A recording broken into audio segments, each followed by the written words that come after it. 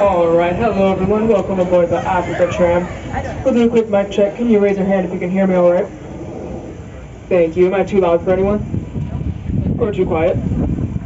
Alright, sounds like we're good to go. My name is James and I will be guiding you through this 25 to 30 minute tour. I will be talking a lot about the colors of these animals and how they help them survive and thrive out in the wild.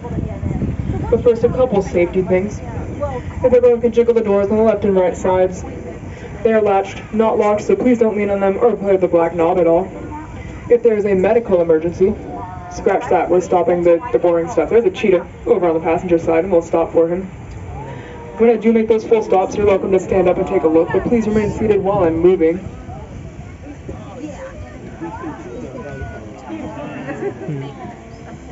As most of us know, these cheetahs are predators. So you might wonder why he has all those spots to help blend in, but that's because cheetahs can only reach their top speed of about 70 miles an hour for under a minute. So that means they need to be able to sneak as close as they can to that prey before making that pounce and reaching that top speed. They're sprinters, not marathon runners.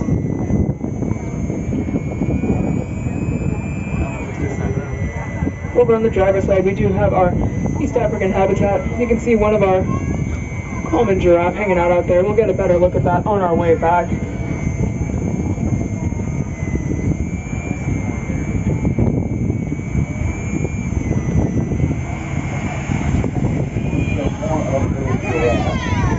an eye out on the passenger side. You may be able to get a glimpse of some of our greater flamingos. They're all kind of hanging out in that back corner.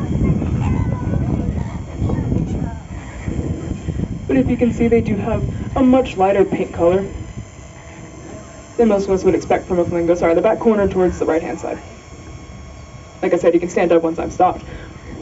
That's because they do live out in those salt marshes, and a theme we'll see throughout the tour is that white color is used to reflect heat. And we'll get a better look at that later in the tour when you can actually see the animals. But just keep in mind that theme of white is used for heat. The safari park you're at here today is one of the two front doors to the San Diego Zoo Wildlife Alliance, the other front door being our zoo down in Balboa Park. As an organization, we have 8 hubs throughout the world that we focus our conservation efforts on, and we'll talk about a couple of them today, one being right here at home, the Southwest Hub, and the other being our Savannah Hub, which is why we get to talk about all these really cool African animals. The keystone species of that Savannah Hub is our rhinos. Any rhino lovers on board? Can see hands? A few? There we go. You guys are my best friends.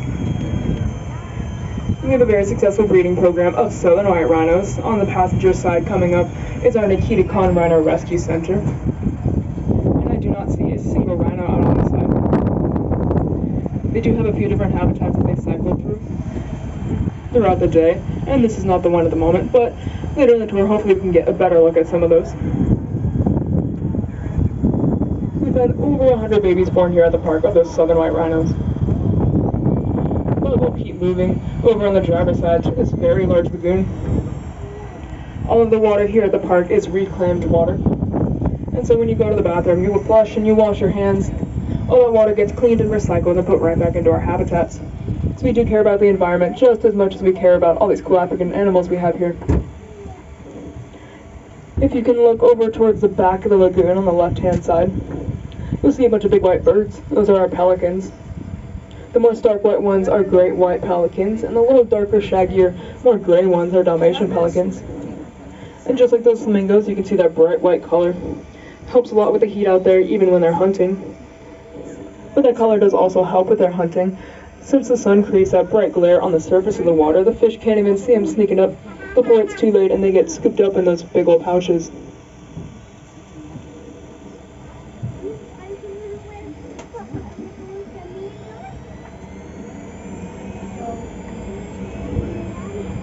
And those pelicans do enjoy having all of this water out here to hang out in. And so we do appreciate when you at home help out with those water conservation efforts. Just make sure you turn off the tap while you brush your teeth, take shorter showers. All that little bit does help.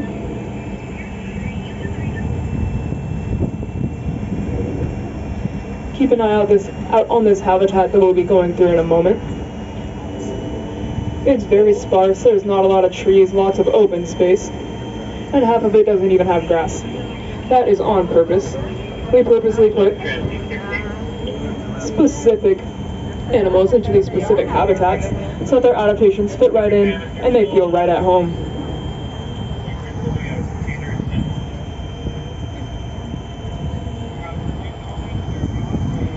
As they go by, they might be a little hard to spot, but on the passenger side, we have a herd of Grevy zebra up kind of towards the middle of the hill, through those trees.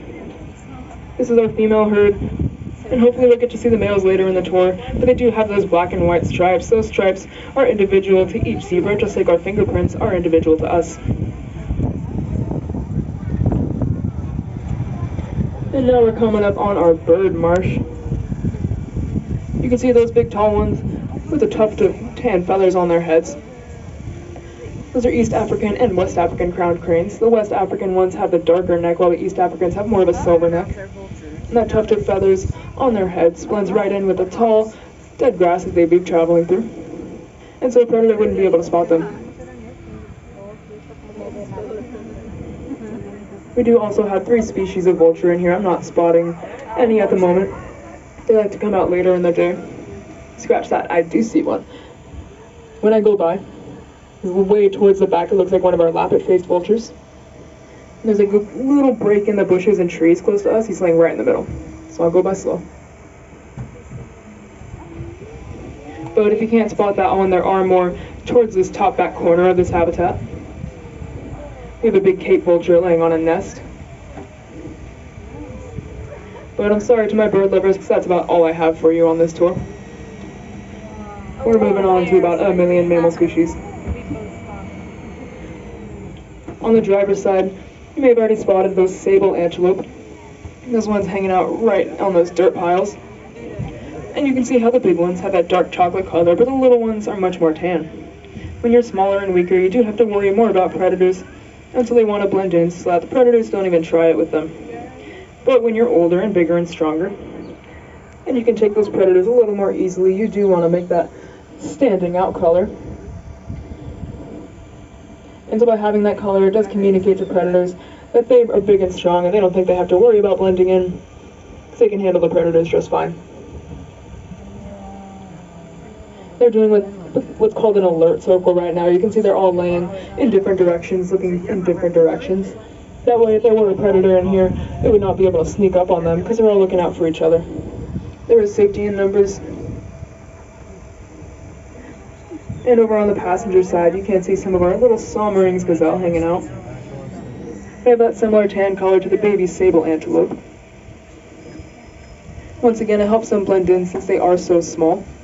But if you can see the black markings running down their face, they make their horns look longer, so they seem a little more intimidating even for such small animals. But you can also see that big white patch on their rumps. Now, like I said, white a lot of times does help with the heat, but that has a different specific purpose. That's what's called a follow me mark. So while they're traveling behind together, like I said, there's always safety in numbers. Nobody wants to get lost, so you can keep an eye on the white bright patch on the rumps of the ones traveling in front of them, and that way nobody has to get lost.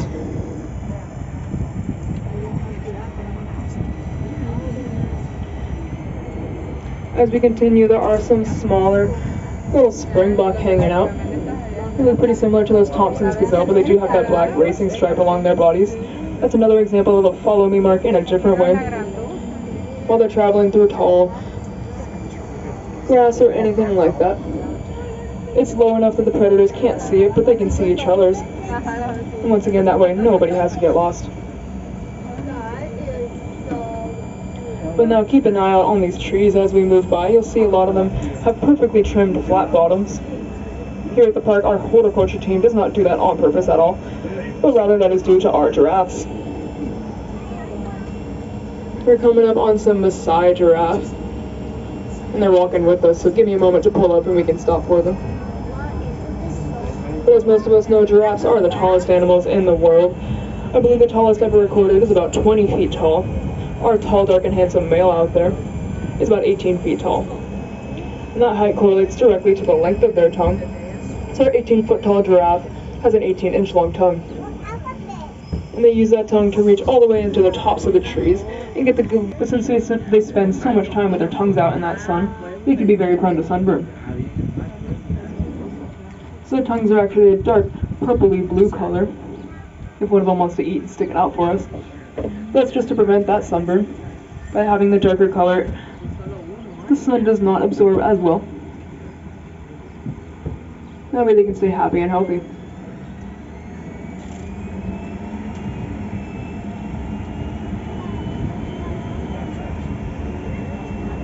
Now it looks like these giraffe will continue to follow us along. But I do want to talk about some more of the animals a little further up ahead. They're the only animals that even stand a chance against a pride of lions. They're very predators. That they don't have to worry about blending in, because they can take it. So maybe the predator should go find someone who's a little more scared of them. But since they have such a dark color, they do absorb a lot of heat, along with being thousands of pounds in weight. And so Molly wild ass. And on the driver's side, we'll have Hemsbok, which are a very similar color, like gray, almost lavender color. And they have just the same purpose. They do want to blend in with their surroundings. But if you look at the legs of the Somali wild ass over on the passenger side, you'll see that they have horizontal stripes that kind of look like a zebra's. That's another example of that follow me mark. These wild ass do prefer to eat grass, and so they always have their heads down on the ground looking for that grass. So it makes more sense to have follow me marks on those legs. So that way when they're down eating grass, they can still see them, and when their friends start moving, they can move too. Stop right up on top of this hill for a moment. It's a great view over here.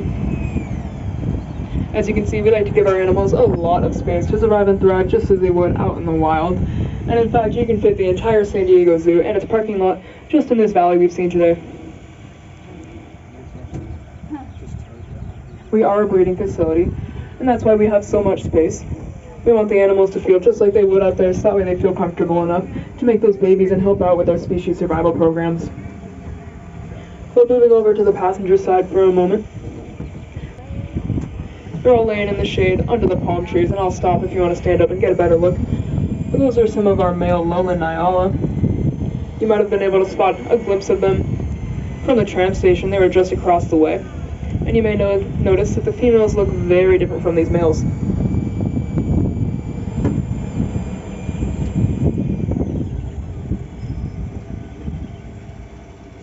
Hanging out under that first palm tree, if you want to stand up and get a look. But they are much darker and have much more hair than the females do.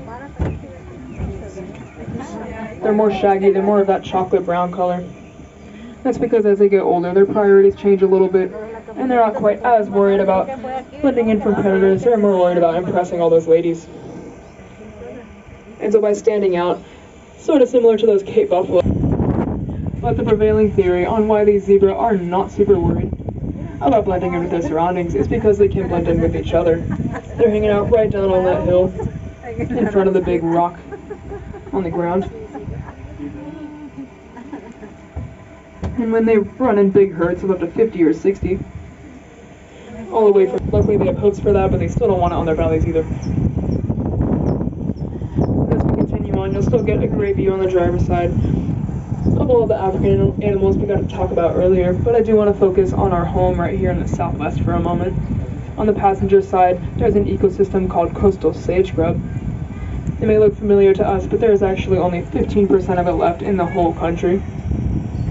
And so at the park we do have about 800 acres set aside just as a preserve for that native wildlife and the native plants within it. But still, due to that habitat loss throughout the country, many of the animals in it are becoming endangered. And one of those animals is a little burrowing owl. They're only about 6 inches tall. They're very cute. You can go see them up on Condor Ridge if you'd like to. But they're very close to going locally extinct just due to that habitat loss. But here at the park, we put a lot of effort into their conservation, and we've been able to create very successful breeding pairs. And I've been able to release a whole bunch back into the wild to help boost those local numbers before they go locally extinct. But jumping back to some African wildlife for the moment, laying down there on the hill are some giant antelope called Patterson's eland. They're the biggest we have here at the park, and some of the biggest in the world. They can be up to 2,000 pounds and 6 feet tall at the shoulder. And our caterpillars can only eat certain types of plants as they grow up. It's only about 3 or 4 species, and one of those is native milkweed.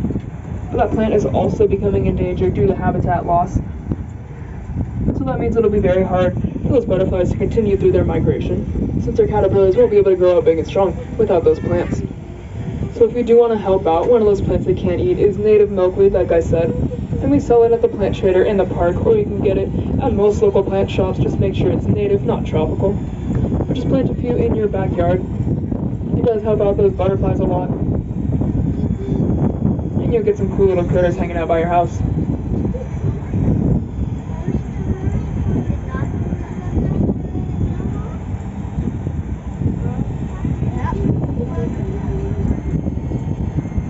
But now I'm going to talk about rhinos some more.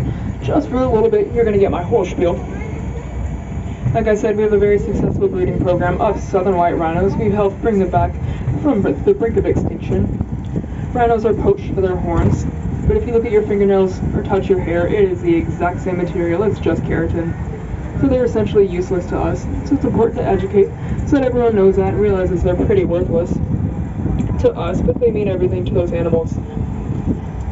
So most rhino species are going endangered and close to extinct because of that poaching.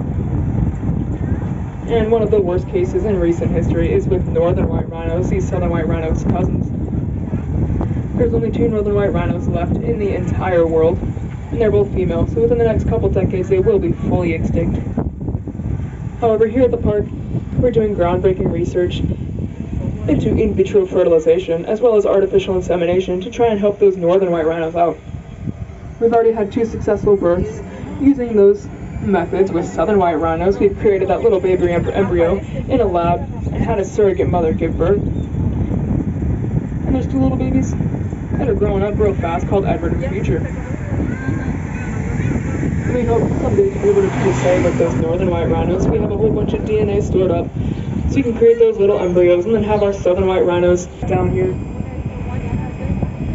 And our giraffe lovers are in for a treat. We do have a few hanging out right here by this tree, eating some leaves. Once again, if you can take a look at their tongues, you'll see that color I was talking about earlier.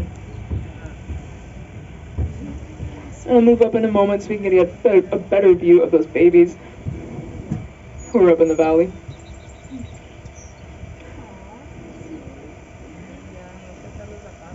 But these giraffe are going through what's called a silent extinction.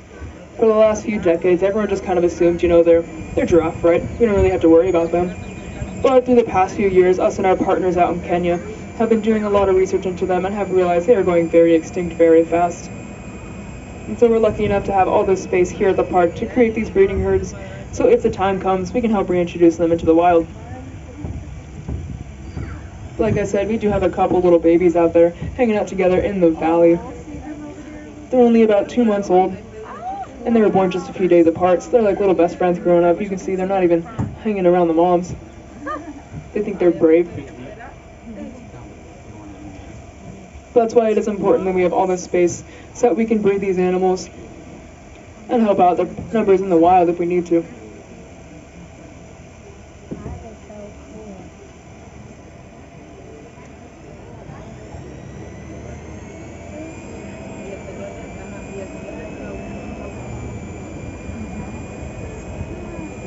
You can see those little ones, this little antelope hanging out towards the top of that valley under the tree. Those are Thompson's gazelle.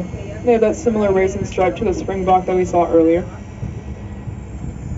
But I also want to talk about one other animal that we have in here, our wildebeest. They're up on the hill towards the front of the tram. There's just a couple, but we do have a large herd in here. And these wildebeest get a bad rap because of a certain Disney movie. But that was Scar's fault, not theirs. You can see they do have that same color, that gray, to help them blend in a little bit. And they're actually quite pretty if you do want to take a look at them. But they have those cool manes that hang down from the bottom of their necks. If one of them turns around, you can see it. But the bottoms of those manes are actually pretty tan instead of that gray color they have. And that's because when the little babies are born, they're pretty tan as well. But it's important that they can stay in those big herds and run along with the rest. And so the babies will stand right under their mama's necks so they can travel through with the herd. And that way predators can't even see the babies since they blend in with their big moms. Rhinos hanging out in the back under those trees. You can see a couple of them. There's not really a chance of those predators getting a hold. So with all this space here at the park, we were able to put a whole bunch together and figure out that they do breed much better when they're in groups, which is why we've been able to help out their numbers so much. But now I'd like to thank you all for coming on this tour with me today. All of your